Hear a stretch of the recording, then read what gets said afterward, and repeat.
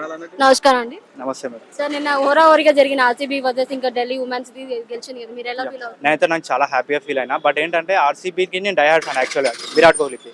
ఇదే తరహాలో మనం ఉమెన్స్ అప్రిషియేషన్ తీసుకొని మెన్స్ కూడా అట్లనే వెళ్ళారు అనుకో ఇంకా చాలా హ్యాపీగా ఫీల్ అవుతాం. ఇప్పుడు majority of people IPL season అంటేనే మేజర్గా మనకు గుర్తొచ్చేది ఆర్సీబీ. అట్లా ఉమెన్స్ కూడా గెలవడం చాలా, మనం ఇక్కడ నుంచి తెలంగాణ నుంచి కూడా ఉమెన్స్ అనేది క్రీడాపరంగా వెళ్ళి ముందుకెళ్ళి ప్రతి ఒక్కరు క్రీడలను సహకారం అందించి ఉమెన్స్ కూడా మేము అన్ని చేయగలం ప్రతి లీగ్లో ఉన్నారు.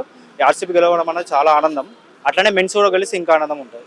15 years గా గెలవనిది పప్పు ఇప్పుడు గెలిచింది అనేసరికి మీకు ఎలా ఫీల్ అవుతుంది? ఇది గెలవడం ఆనందం కంటే నాకు మెన్స్ టీం కూడా గెలిచి ఇంకా ఆనందం అవుతుంది. అంటే ఇప్పుడు కొన్ని సంవత్సరాల నుంచి గెలవలేదు కదా, ఫైనల్స్ వరకు వచ్చి గెలుచుకుంటూ వచ్చేసి సడన్ గా డిసప్పాయింట్మెంట్ చేస్తున్నారు, దాని గురించి మీరు? అదే అంటున్నా, 15 years నుంచి ట్రోఫీ లేదు. ఆర్సీబీ డైహార్డ్ ఫ్యాన్స్ ఉన్నారు.